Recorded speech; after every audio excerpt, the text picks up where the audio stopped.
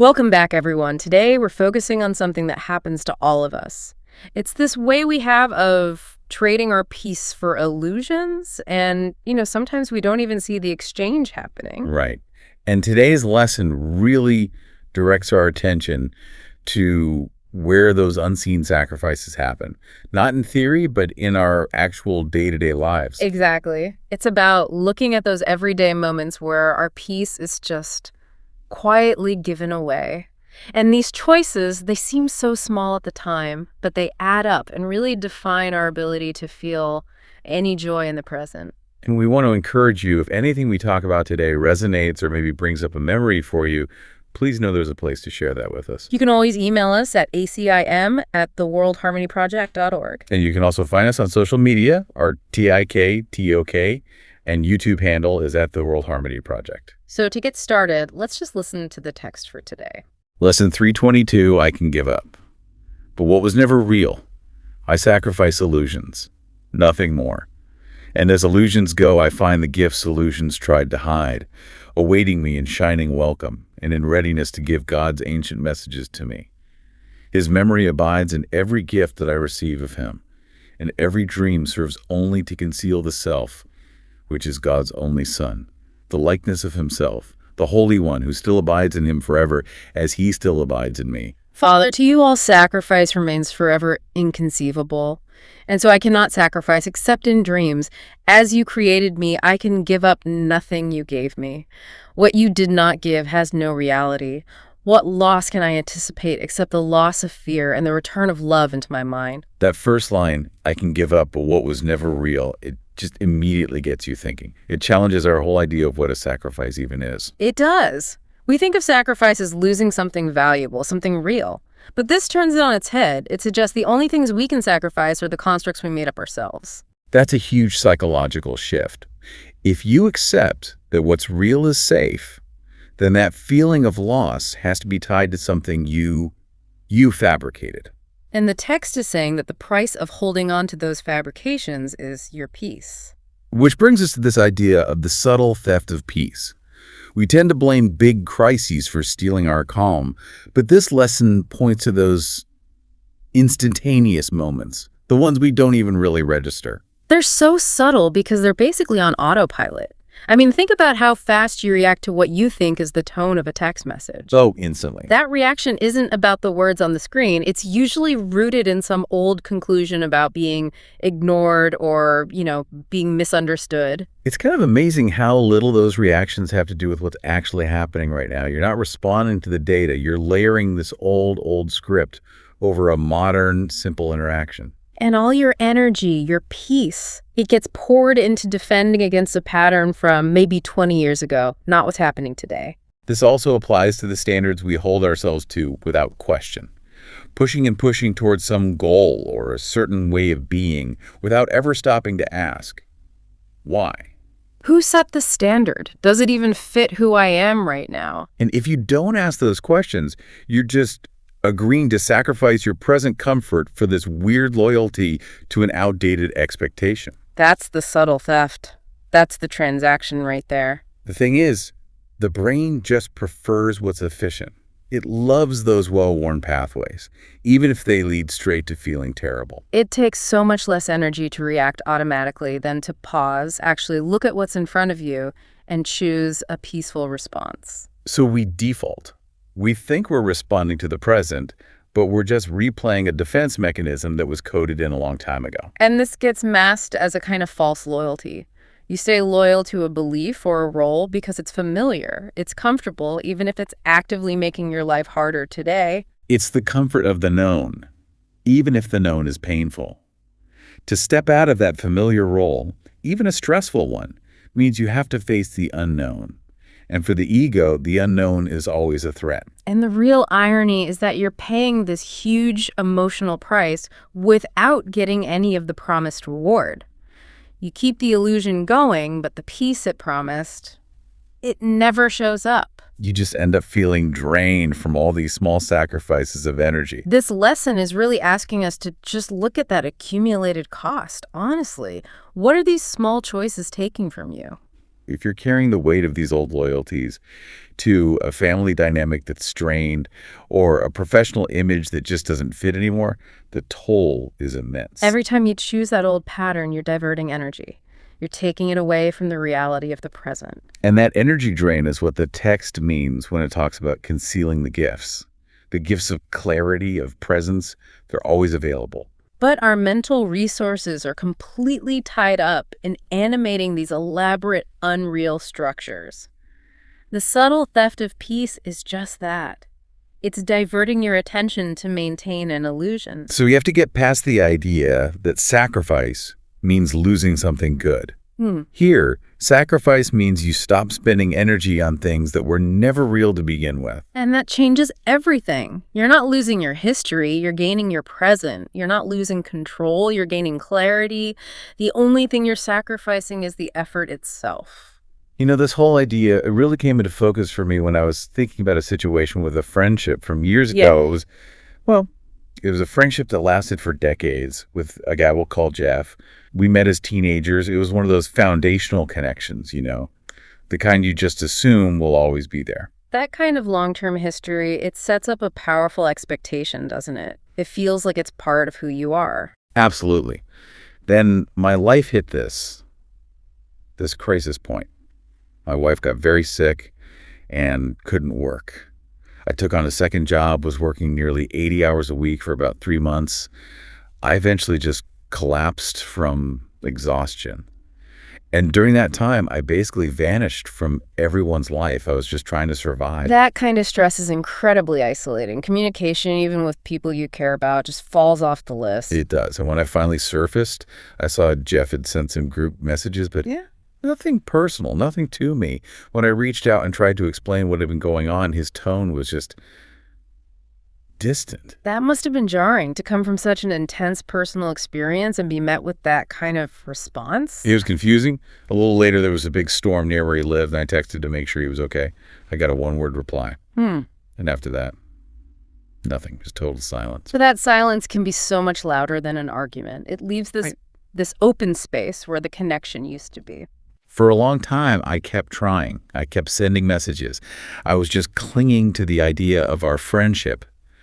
But when I sat with this lesson, I started to see the immense energy I was pouring into keeping a story alive. You weren't responding to the relationship as it actually was in that moment. You were responding to the picture of it that you'd carried for 20 years. It was loyalty to a story, not to reality. And the effort it took to try and animate that old story. Yeah. It was exhausting. But I thought it was necessary because I believed I was preserving something I couldn't replace. Which brings us right to that practical question the lesson asks us to consider. What did I think I was losing? That question shifts the focus inward, away from what the other person did or didn't do. When I finally asked myself that, I realized a current connection. It wasn't there to be lost. The friendship had already changed. I thought it was losing our history, a part of my identity. You were mourning a structure that defined a piece of your past, but that structure had already dissolved. You were just trying to hold on to the empty space. The thing I was really holding on to was fear. Fear of what the end of the friendship meant, fear of the change, fear of letting go of that picture of myself as someone with this lifelong friend. And that fear, that attachment to the picture, that is the illusion. The friendship itself, in its current form, was just what it was, a connection that had run its course. The suffering came from trying to deny that. The moment I stopped the one-sided effort, the relief was just. It was immediate and huge. It wasn't relief that the friendship was over. It was relief from the effort of trying to pretend it wasn't. When stopping an action brings you relief, that's a clear sign the action itself was the source of the pain. The weight we carry is the fear. When we let that go, we see nothing real was actually sacrificed. And all that energy that was going into propping up the past was just instantly back, available for my present life. That restored energy is the return of love the text mentions. It's the clarity you get when your mind isn't busy defending a lie anymore. It's free to deal with what's actually real right now. When an illusion collapses, the structure of fear that held it up goes with it. What's left is an open space, which is naturally filled by the present moment. We experience that as clarity. So let's shift from past relationships and look at how these illusions show up in our expectations for the future. For you listening, just notice where old expectations might be shaping how you respond to things today. These expectations are almost always fueled by a fear of the present moment. They're like these mental contracts we sign with the future, and they postpone our permission to feel peaceful now. Right, those conditional happiness statements. Once I lose 50 pounds, then I'll deserve to feel good about myself. Or once I have a certain amount saved, then I can finally relax. Or once this difficult situation is over, then I'll be okay. Notice how all of those thoughts pull your attention into a future that isn't here yet. The present is just dismissed. It's judged as not good enough. Fear is what drives all of it. It's the engine. It suggests that right here, right now, is somehow unsafe or lacking. The illusion you're sacrificing your peace for is the idea that you can achieve future security through present misery. But the future is just a projection of the mind, just like the past. By making peace conditional on some external future event, the ego can basically put it off forever. The goalposts just keep moving. So if you're waiting for something outside of you to change, you're choosing the illusion of control over the reality of being present. The day now just becomes this endless waiting room. And this habit also shows up in smaller, more immediate ways. Think about how you anticipate a difficult conversation. You might map out exactly how it needs to go. You've already written the script for the other person. You've decided what they're allowed to say, how they're allowed to feel, what the outcome must be. And if they go off script, even a little bit, you don't react to what they actually said. You react to the fact that they disrupted your mental plan. You think you're responding to reality, but you're just defending an old idea of control. That expectation is like a thick filter. It blocks out any information that doesn't fit the required outcome. Even if the moment is totally fine, your mind is busy checking if the conditions of the illusion are being met. And that is a huge sacrifice of peace. You trade the freedom of a real interaction for the job of managing a script that was never real anyway. The text says, the gifts that illusions tried to hide are waiting for us. When we drop the need for a conversation to go a certain way, we find the gifts of actual listening, of real connection, right there in the moment. The illusion isn't the situation, it's the required outcome we staple onto it.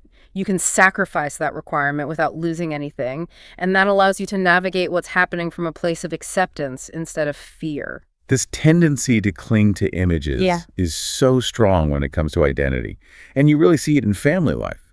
We often carry this very clear picture of who our child should be. It's an image built from our own hopes or our fears or maybe our need for validation.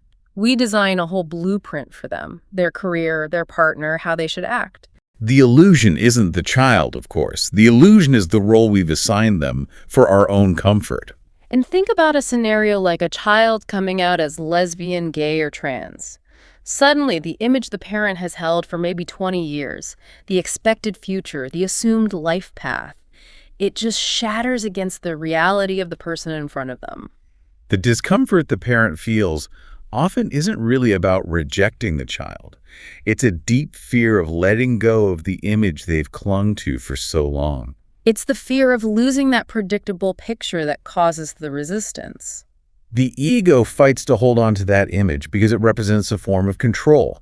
Releasing it feels like a total loss. And that resistance, that fear, is what this lesson asks us to give up. We're asked to sacrifice the script, not the person. The child is real, the expected identity is the illusion. When you release that picture, you can finally see the actual child, the real gift, without the filter of fear. And this resistance goes beyond people. It applies to our daily routines and habits too. Familiar patterns feel safe. They feel easier, even when they serve no purpose anymore. We just do them because they're known. We hold on to a habit that made sense when we had a different job or lived in a different place. The life that needed that habit is gone, but we keep performing the ritual. Fear keeps us going back to that known structure. It's a way of trying to keep the chaos of the present at bay. But that unnecessary habit consumes time and energy. It's peace diverted. You're sacrificing your ability to engage with life as it is today for the comfort of an old pattern. The path to clarity here is just to notice the effort involved. When you can recognize the fear behind your reactions, behind your expectations, behind your rigid habits, you can start to see the situation itself instead of the old idea you've been projecting onto it. And the process isn't about forcing a change. It's not about being hard on yourself. It's just a passive awareness, noticing the resistance, noticing the effort, noticing the fear. The illusion starts to dissolve when you look at it honestly without judgment. And over time, as that fear has less of a grip and the effort to maintain the old picture stops, the present moment just becomes more available. You're no longer fighting reality with an outdated blueprint. The result is you become more willing to just follow what's actually happening without that constant pull towards an unreal version of things in your mind. That's the freedom this lesson is pointing to. And that willingness, that acceptance of reality without adding conditions, that's the return of love into your mind. It's the clarity that's left when you remove the false projection. And it lets you finally see the gifts, the peace, and the presence that were always there, just hidden by the illusions you were fighting so hard to maintain. As we wrap up, it feels like we've come full circle with this lesson. We started by looking at that subtle theft of peace, the small moments where we trade our calm for loyalty to old stories or expectations. And we've seen that the effort to keep those things going is huge. That's the real cost. It's a constant drain on our energy. But the great promise here is that when we let go of that effort, when those ideas lose their importance, nothing real is taken away. The people and the situations are still there, but our false attachments to them are gone. What leaves is the fear that was holding the old stories in place. And what fills that space is the ability to see the present much more clearly. The only loss you can really anticipate is the loss of fear. We're so glad you shared this time with us. And if you've started to notice where these small sacrifices have been adding up in your own life, we would genuinely love to hear about it. You can always reach us by email. It's acim@theworldharmonyproject.org. And you can find us on TIKTOK and YouTube. Our handle is @The World Harmony Project. We'll be back soon with the next lesson. As you go into your day, maybe just carry this thought with you. The energy you spend maintaining what isn't real can be instantly reclaimed for what is true. That is the gift waiting for you.